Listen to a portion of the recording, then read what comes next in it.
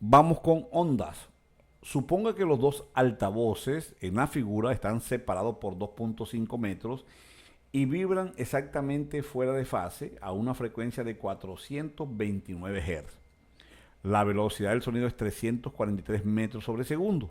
Tenemos la pregunta, dice, el oscilador en el punto C experimenta interferencia constructiva o destructiva cuando su distancia al altavoz B es A, 1.15 metros, B, 2 metros.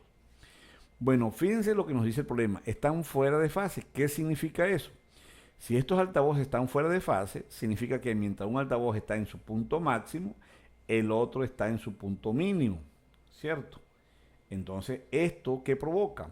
Que las condiciones para la interferencia se inviertan, porque cada onda llega desplazada medio ciclo respecto a la otra. Por lo tanto, fíjense, ahora la interferencia destructiva se da cuando la diferencia de distancia es un múltiplo entero de la longitud de onda. Y para que exista interferencia constructiva, recuerden que se está invirtiendo ahora, tiene que ser ahora un número semientero de la longitud de onda, ¿cierto?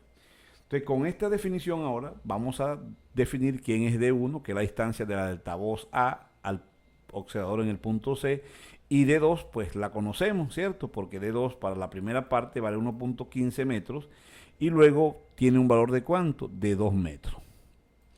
Entonces, ¿qué vamos a hacer? Vamos a calcular la distancia 1 que la necesitamos para luego determinar la diferencia de distancia.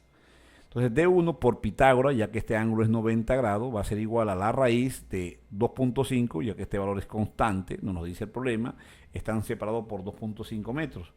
Entonces sería raíz de 2.5 al cuadrado más 1.15 al cuadrado, ¿cierto? Esto nos va a dar que D1 corresponde a 2.75 metros. Calculemos el nuevo D1 cuando D2 vale 2 metros, para tenerlo ahí de una vez. Entonces sería raíz de 2.5 al cuadrado más 2 al cuadrado, es decir, 3.2 metros. También calculemos la longitud de onda, ya que están dentro de esas interferencias para luego reemplazar valores. Listo. Entonces, la longitud de onda no es más que la velocidad sobre la frecuencia. La velocidad la tenemos, la frecuencia también. Entonces, vamos a dividir 343 entre 429. Esta división nos da ¿cuánto? 0.8 metros. Entonces, miremos a ver qué interferencia hay cuando la primera parte, cuando T2 vale 1.15. Si hacemos la diferencia de 1 menos D2, es decir, 2.75 menos 1.15, nos da que esa diferencia es 1.6. ¿Qué ocurre con eso? Como 1.6 es igual o es un múltiplo entero de la longitud de onda, ¿cierto? 1.6 equivale a 2 veces la longitud de onda, porque la longitud de onda es 0.8, entonces tendremos que una interferencia destructiva, por definición, por esto. Entonces ahí tenemos que cuando la distancia 2 es 1.15, lo que existe es una interferencia destructiva. ¿Y qué ocurre cuando D1 menos D2, ahora 3.2 menos 2 metros, nos da cuánto? Nos da 1.2. Esto quiere decir entonces que 1.2 equivale a 1.5 longitud de onda. Esto es un múltiplo semientero de longitud de onda. Entonces tendremos una interferencia que constructiva.